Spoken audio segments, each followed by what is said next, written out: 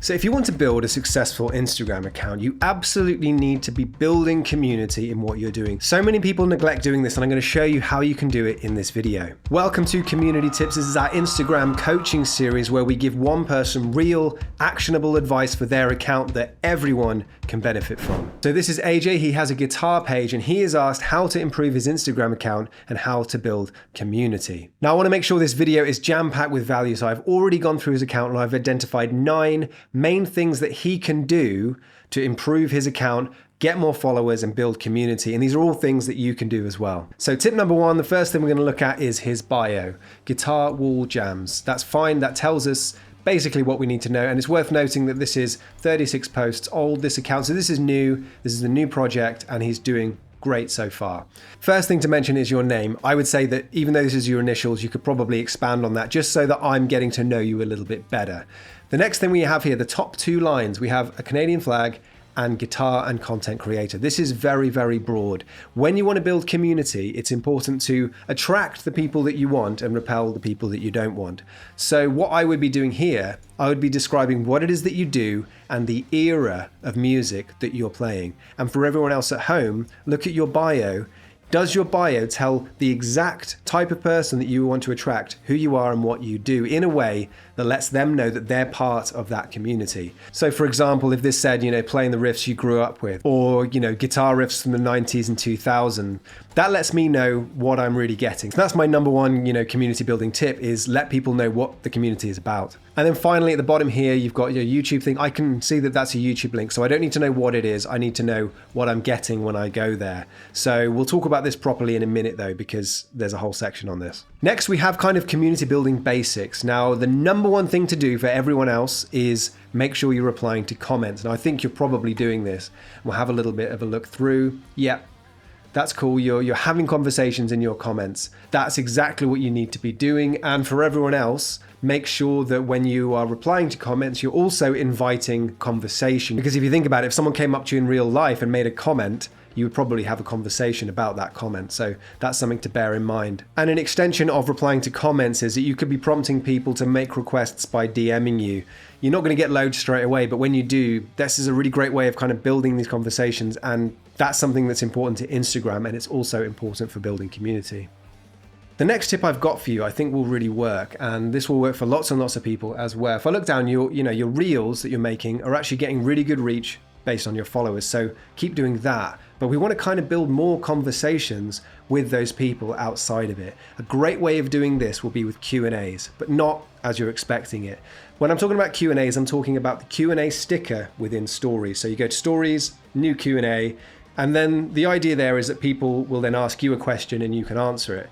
But if you use it in the reverse, then you're kind of sharing other people's information with your audience, which is perfect for building community. I'll give you an example, okay?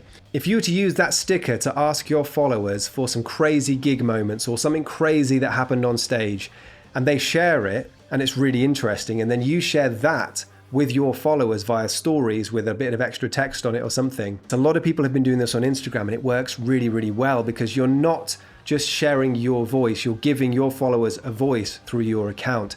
Perfect for building community. The next tip I've got for you is collaborations, and I'm aware I'm not just inventing collaborations, but there's something that I noticed where you didn't quite make perfect use of it. So for example, if we take this one here, this Justin Bieber cover. So I noticed that there's a drummer in here. This is this drummer here, Brian Bad. Now he's mentioned, which is great. That's almost like a traditional collaboration. But when you post, you can add a collaborator into the post, which would mean this reel would show up on your page and his page, and therefore it would reach your audience and his audience. You could do this loads. I noticed in the Killing in the Name one, for example, in here that you're playing the guitar, but just as it gets to the next part of the intro, you switch to the bass guitar. Now, that's obviously great, but if you were also playing with another bassist who had a bass page, you could do a collaborated post and reach both audiences. This is a new thing for Instagram. It's been about for about a year now, but it's cool. It's cool. You could be doing that, and you've got loads of scope to do that moving forward. So for everyone else, remember that you could be using this collaboration feature when you are doing posts about other people. A lot of people forget it's there, and it's perfect for AJ's account. So all those things would be great for helping build conversations and community around your account. But now we need to look at how to get more views and more people through the account to build out the community. But before we do that, if you could just leave a like on this video, that would really help me out. Okay, so we need to get more views. Reels is clearly the way that we're going to get more views, and you're obviously doing a great job of that already. Now, one thing that I noticed that might work for you, it's great that you're playing the whole track through, but in those cases where you just want to highlight a riff from a song, you could be creating loops, because at the moment, at the end of your videos, you've got like this end card that pops up. That's kind of pulling me out of the reel, which means that I'm not watching it over and over. And when you watch something over and over, that sends signals to Instagram to say, people are watching this over and over. If you were creating loops of those riffs, I'll give you an example, okay? So if you were to take something like Master of Puppets, there's probably a better example, but if we just cut that intro off, don't worry about that, and just go.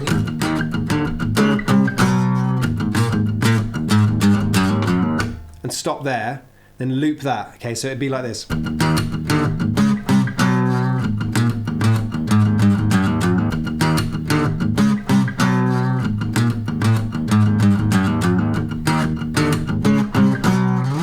So that's looped. I'm sure you could do a much better job than I have. You try and keep the guitar still and just keep that looping and maybe share some information about that riff. Obviously, it's great to just play the whole song, but creating those loops in Reels is actually a really good hack.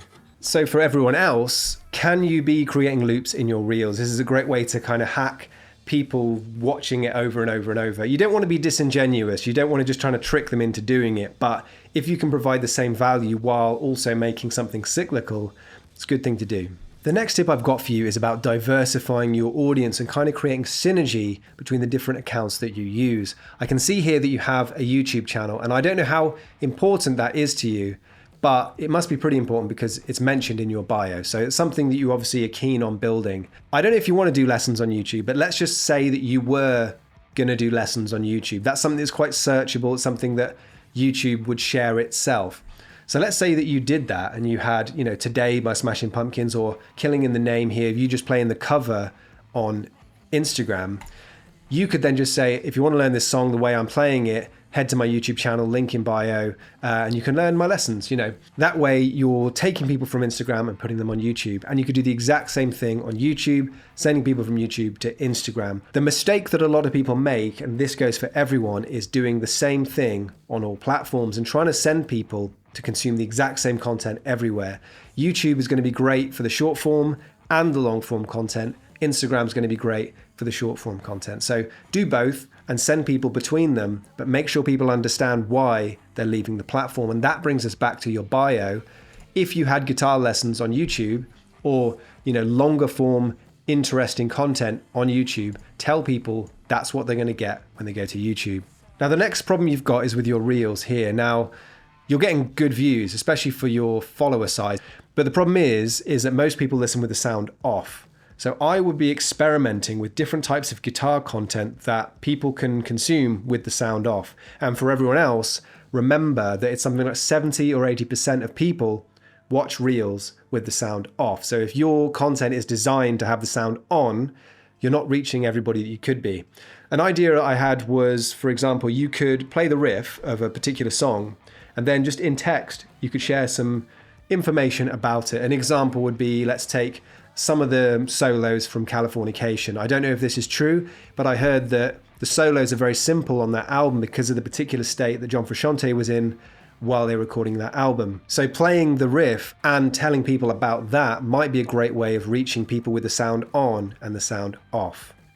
Don't know if it's going to work, but it's something to experiment with. Now, the next thing, a lot of people could learn from what you're doing here. This isn't an easy thing to do. Speaking to the camera for most people is a very, very difficult thing to do. In fact, I have a whole video on it. If you go to my channel, you can see I've got a video just with tips on helping people speak to the camera because it's not easy.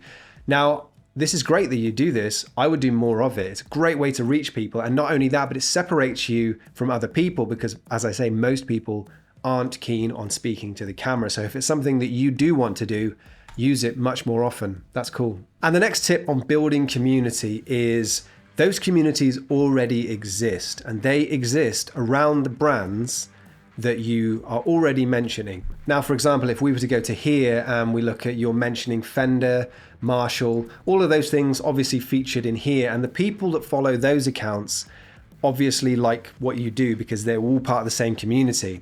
Now, I don't know if you do this because obviously stories only last for a certain amount of time, but when you post this reel, sharing it to stories and mentioning those brands that are featured in it might prompt them to share those stories to their own audience. So the lesson there is communities are just audiences, and those audiences exist around the brands within that community. So if you're mentioning brands in reels or in posts, by sharing those to your stories and mentioning the brands, that's making it very easy for those brands to share that content with the audience that already should be part of your community.